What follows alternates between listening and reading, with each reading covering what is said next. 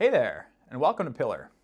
We're grateful for the opportunity to manage your condominium corporation and figured it'd be worthwhile to make a little tutorial video on how our portal works.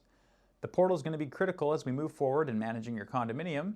It's one of the ways you can make payment for your condo fees, as well as communicate with staff in our office if there's any issues that arise. So stick around, we're going to jump right into it. All right, so by now you should have received this email. If you go ahead and click the little blue button that says activate your account, it's going to bring you to the setup page. From here, it'll ask you to set up a password. Just make sure you pick a password that's easy to remember.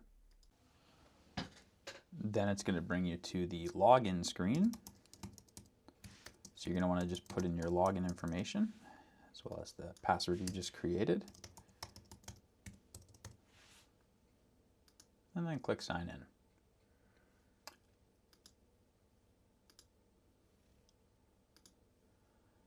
From here, it's going to want you to just accept the terms of service and privacy policy before continuing.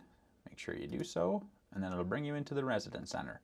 From here, you'll be able to pay association fees and receive announcements.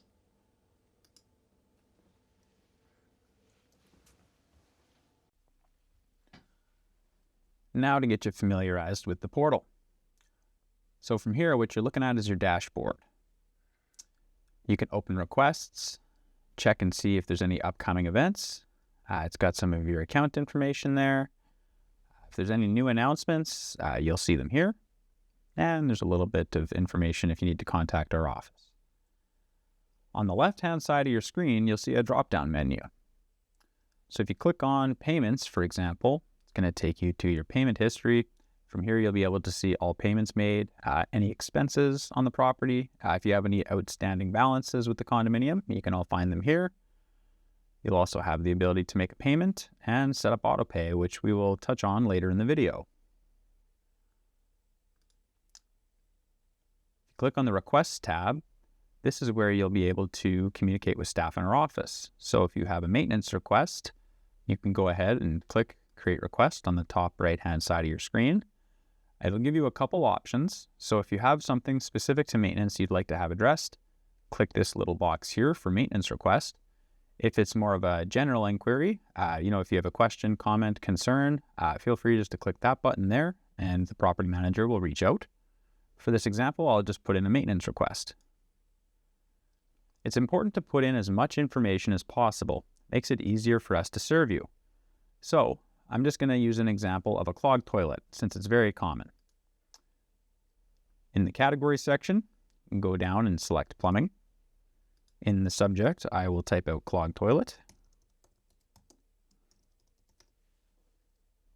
In the description, it'd be very helpful to add the date and time if you know when this issue arose, as well as the circumstances around it.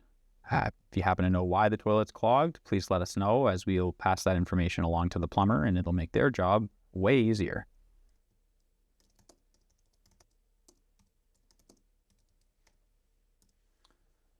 You also have the option to add some photos. Please, if you can, take some pictures and send it to us. If we have eyes on the issue, it makes it a lot easier for us to serve you. Feel free to let us know if we have permission to enter your property if you're not home. Do you have pets? It'd be helpful for us to know. Please select yes or no. If there's anything else we need to know about before we enter your property, you can do so in the notes section down here. Go ahead and submit the request, and someone from our office will be responding to your request the same day. All right, so from here, we're going to go back to that drop-down window. We're going to click on announcements next. If there's any announcements to be made to the condominium, we will post them here or send them to you in an email. For violations, this would be if you would need to submit a bylaw violation. So if you have unresolved or resolved violations, you'll find them here. This is the document section. Any and all bylaws, insurance documents, reserve fund studies, or, financial data, that'll all be uploaded here in the documents section. And then we also have provided you with a little contact page. So you could put your property manager's contact info in there if you'd like. some of our maintenance crew, whomever. And then here you'll find the community page. So you can create a discussion if you'd like to talk amongst yourselves within the condominium. You can start a page, kind of similar to Facebook to some extent. And then there's also the community calendar. So we will put dates and times of snow clearing, any and all notices if we need to attend to the entire condominium. They'll all be put in here.